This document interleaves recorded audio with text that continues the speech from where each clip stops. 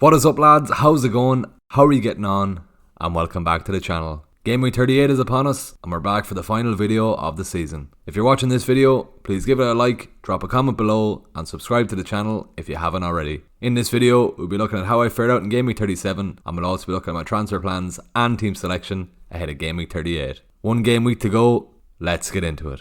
We started the game week review off with Kepa in goals with his 2 fixtures over the double game week. There was question marks whether Kepa would be playing, having been benched in game week 36 for Mendy, but thankfully for my team, he started the 2 games. Unfortunately, Chelsea were their same disappointing selves and lost their clean sheets over the 2 games. When Bruno stepped up for his penalty Thursday night, I was desperately hoping Kepa would keep it out, but he was unable to do so. With Brentford playing City and Chelsea playing Newcastle on Sunday, I've got big question marks on which keeper I'll have to play this week. Let's see how the rest of the team got on last week. Moving on to the defence, Luke Shaw was a big returner with 9 points in his first fixture. Unfortunately, he was subbed at half time against Chelsea, but at least United's clean sheet was wiped out late on by João Felix. Trent was only able to return a single point against Villa, and Estepinian was a bit of a disappointment, only returning 4 points after his mega haul in game week 36. Moving on to the midfield, there were some decent returns, starting off with my Brighton duo both assisting in their fixture against Southampton. I'm still not sure how Matoma didn't haul over the double after he wasted 2 big chances in the Southampton game and had a goal ruled out against City. Annoyingly, McAllister only made a late cameo in the City game, so I'll have to keep an eye on the team news on Sunday as there's a chance Matoma and McAllister could be benched. The punt on Mahrez was the right call as he started the 2 games,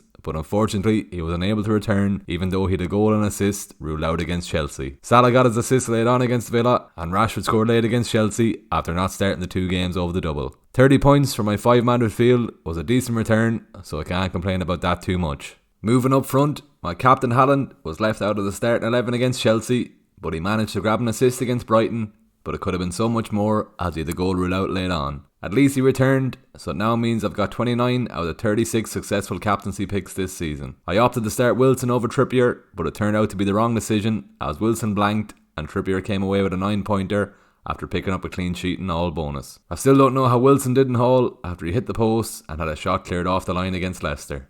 All of these returns led to me scoring 62 points for the game week, but unfortunately I managed to get a 10k red arrow, so I've now dropped to 52k overall. The Bruno penalty return was a big hit to my rank, but a 50k rank is still achievable, so I'll be content to finish in the top 50k after Sunday's games. With the Game Week 38 deadline tomorrow afternoon, let's have a look at my potential transfers for the final game week of the season. As we're expecting to get some leaked team news before Sunday's deadline, there's no point in making transfers until we get this news. I've got a few doubts in my team with Shaw, Rashford, Matoma, McAllister, Mahrez and Haaland, all with the potential of being benched, so I'm eyeing up some differentials if I need to move for them. Haaland to Kane is the easy swap if the big Norwegian is rested, with 2 finals for City still to come. If we get the news that Bobby Firmino will start against Southampton, I could be tempted to move Isak out and go for the Brazilian. As it will be Firmino's last game at Liverpool, there's every chance he could be given penalty duties on the day. Eze is the popular pick this week, with Palace facing a Forest side who could still be hungover after staying up last week. With Zaha ruled out, Eze should be on penalties, so if Matoma, Mahrez or McAllister are named on the bench, I'll be moving for the Palace man. If Shaw is rested, Tsimikas would be a cheap way into the Liverpool defence, with Robertson looking likely to miss the Southampton game with an injury.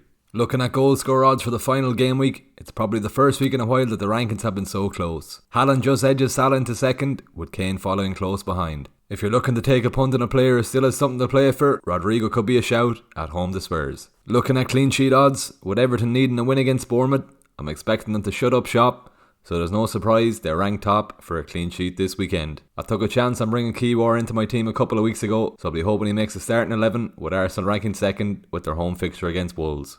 Looking at predicted points for the week, Salah leads the line with Liverpool's favourable fixture against Southampton. Rashford and Haaland aren't too far behind him, so I'll be hoping to see some points from this trio on Sunday. It's good news for my potential Eze punt, as he makes the top 10 with a predicted point score of 6.1 points. Looking at my own lineup ahead of tomorrow's deadline, I'll be waiting for the league team news before I make any moves. As of now, my lineup is as follows. Raya in goals, Shaw, Trent and Kiwi in defence, Mahrez, Matoma, Rashford, Salah and McAllister in midfield, and Wilson and Haaland up top. I still have a few 50-50 decisions to make between starting Kepa or Raya and whether to play Estepinian or leave him on the bench in the hopes Villa can score.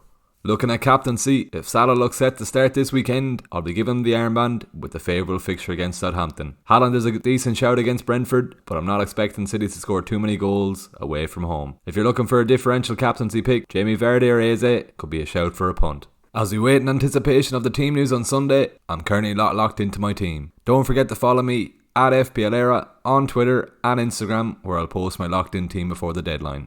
As this will be my last video of the season, I just want to take a moment to thank you all for the support over the season. If this is the first video of mine you're watching, or if you watched them all throughout the season, I just want to say thanks for the support and appreciate you all. The channel has come a long way this season, and I'm looking forward to what's in store next season. I'll be seeing you all for an eventful deadline stream on Sunday afternoon. For one last time this season, there you have it, there's my GW38 team. Best of luck for GW38, I'll see you in the next video.